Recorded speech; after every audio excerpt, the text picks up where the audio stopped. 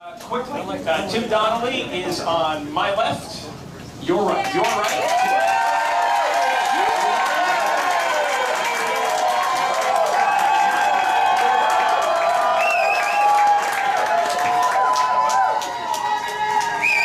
Tim has been an assemblyman from the Lake Arrowhead area for the last few years, and Neel Kashkari was the treasury partner.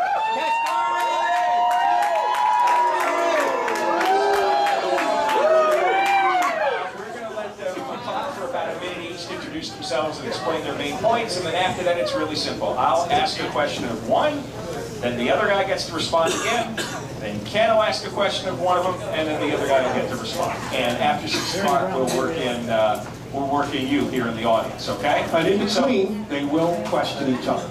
Yes. And doing that, I told Tim off the air, get ready, because you're going to ask Neel a direct question. So you come from John and Ken or the audience who want to know what you want to ask Neel, and vice versa. We want clear, direct answers. If there aren't clear and direct, we're going to call you on it. The candidate's statement or opinion or answer, okay? And then let them speak clearly. Otherwise, we'll just drag you out, okay? And it's really hot out there in the parking lot, so you don't want to do that. And if our stand-in Jerry Brown has anything to say, he may right. Jerry Brown would not come to the debate, but we have what's left of him over there in the corner there. He's frail these days. He's already been lubricated twice over. Welcome everyone, including the media weasels. And let's start off with, how about Tim, you go first, we'll give you about a minute. Great, well thanks to everyone for coming here today. Yeah.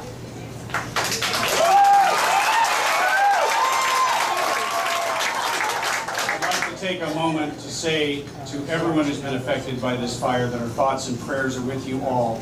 And let's keep our firefighters and everyone on the front lines in prayer. You know, I came to California when I was 19 years old. I'm the third oldest of 14 kids. Let me tell you, we lived in a 4-bedroom, 1.5 bathroom home. And yeah, that 0.5 was real important in the morning. About half my family saw me off, and I turned to wave goodbye to them, and they were inside fighting over my room. My dad chased me halfway down the street and gave me $2 in quarters, and he said, "Son, whatever you do, don't call home." But you know what? I should have been nervous. I should have been worried, but I knew where I was going. I was going to California, to the land of opportunity, to a place where the only limitation on your dreams is what you can imagine and how hard you're willing to work. You know, within a decade, I had met and married the most amazing woman, my wife, Rowena.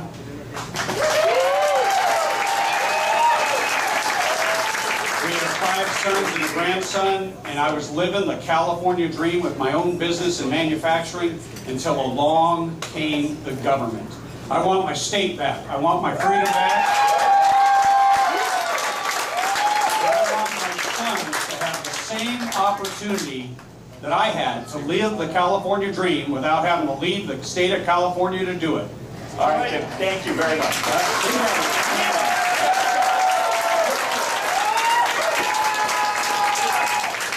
Thank you, John and Ken and Tim. Thank you for being here, and thank you all of the audience and all of the listeners at home. It's a great opportunity for me. I'm running for governor because I want to defeat Jerry Brown, period. There's a model for doing it, folks. As Republicans, we're down to 28% in our state, registered Republicans. Every year we decline, we shrink. If we don't grow our party, we're not going to win another election, period. So my vision for California and for the state and for our party is to bring everyone together, to unite us on the principles of hard work, fiscal responsibility, the rule of law. Now, folks, there's a model that this works. We just won a great resounding victory in San Diego with Kevin Faulconer as a great new mayor. Now, how did he do it? He did it by reaching out to every group, Latinos, African Americans, Asians. He said, "I want you with me. If you're committed to working hard, I want you with me. Let's go defeat the Democrats." And he crushed his labor-funded Democratic opponent. If Kevin Faulconer can do that in San Diego, we can do that in California. That's my vision. Thank you very much.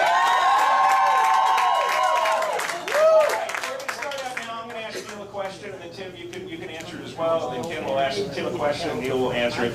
First question I want to ask, no surprise to the audience, is about the tax situation in California. We are at or near the top in all the major taxes and have been for a long time, and all the high tax states in the country have suffering economies. There's clearly a connection. But now we're at the point where the top 1% of Californians are paying 51% of the state income tax. And a lot of that is because of a great stock market and capital gains taxes. And you know what happens? Next time we've got a stock market crash, all that money's going to dry up, we'll have a $20 billion deficit. Is it fair to have the top 1% pay over 50% of the income tax? And is it a smart policy? And how would you specifically change the tax structure? Well, you're exactly right for raising that point. It's a huge problem. Our taxes are too high, and we're not getting our money's worth for the taxes that we're collecting. But here's what the Democrats have done. They've made the tax code so progressive that almost any tax cut by definition is a tax cut for the rich. So they paint us into a corner. So it's very hard to change that. So my plan is step one, to put people back to work. If we lower our unemployment rate, we have more people paying taxes, then it's going to be easier for us to lower that overall tax rate, and then that makes the economy grow even faster. So you're exactly right. We have to address it, but I think the step one is putting California families back to work. Step two is then lowering that tax rate so we all are better off. You know, we had an employer in the city of San Bernardino that sells gun safes. Gun safes are a big, bulky product, and we passed all kinds of laws to require that you buy a gun safe. You'd think that a gun safe maker, knowing he's going to have a banner year, would stay in the state of California. But he moved, and he took hundreds of jobs with him in a place where we'd have hardly any jobs at all. And I asked him why he was moving. And he said, when the government can put a gun to my head and steal from me, and Prop 30 was retroactive, and I've got no ability to change my behavior. And he said, when they take the money and instead of giving it to the kids in the classroom, it's hijacked by the teachers union. He said, California has lost its moral and ethical basis for its government. We need to lower tax rates and grow the base, and we need to get this economy moving. And you know what? The best way to do that is get the government out of the way.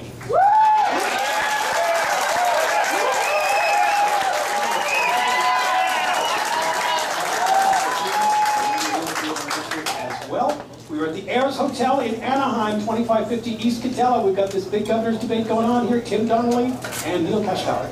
Johnny Kent Show, Shed has the news. Nearly 13